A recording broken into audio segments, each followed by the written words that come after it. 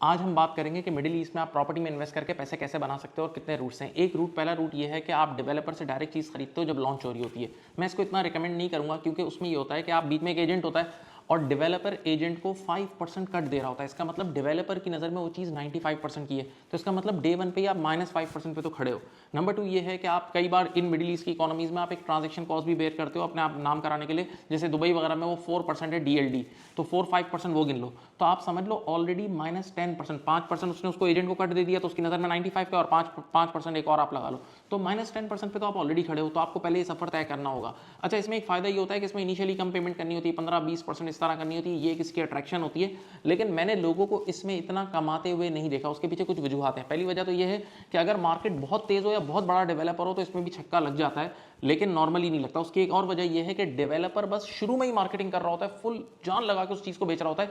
एक बार सारे यूनिट्स उसने बेच दिए ना, तो अब उसकी मोटिवेशन कम हो जाती है। मोटिवेशन कम होने का ये मतलब नहीं वो प्रोजेक्ट बनाएगा नहीं, प्रोजेक्ट तो बनाएगा, है तो अच्छा आदमी, लेकिन अब वो इस प्रोजेक्ट की मार्केटिंग नहीं करेगा, वो नए प्रोजेक्ट की तरफ सारे एजेंट और सब लग जाएंगे, तो अगले प्रोजेक्ट की धूमधाम शुरू हो जाएगी।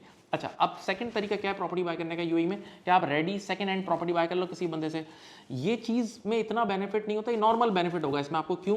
क्योंकि इसमें मॉर्गेज का ऑप्शन, कंप्लीटेड प्रॉपर्टी पे मिडिल ईस्ट की गवर्नमेंट्स अलाउ करती है मॉर्गेज का ऑप्शन। तो मॉर्गेज का मतलब अब लार्ज नंबर ऑफ बायर्स मौजूद हैं, तो अब नॉर्मली डिस्ट्रेस डील यहाँ मिलना थोड़ा मुश्किल होती है। तो अब इसमें अगर आपने खरीदा तो आपको डे वन से रेंटल मिलेगा, जो एवरेज रेंटल होता है वो मिलेगा, और साथ साथ जो प्रॉपर्टी मार्केट जिस रेट से बढ़ रही होगी उसी रेट से, लेकिन साथ साथ प्रॉपर्टी की डेप्रिसिएशन भी काउंट हो रही होगी। तो ये इतना ज़्यादा रिकमेंडेड नहीं है, नॉर्मल सा है। तीसरा तरीका जो है ना उसमें पैसे बनते हैं, वो अच्छा तरीका है। वो ये है कि आप हाफ कंस्ट्रक्टेड या 70% कंस्ट्रक्टेड प्रॉपर्टी ले लो जिसका कंप्लीशन बहुत 6 महीने बाद या साल बाद कंप्लीशन है।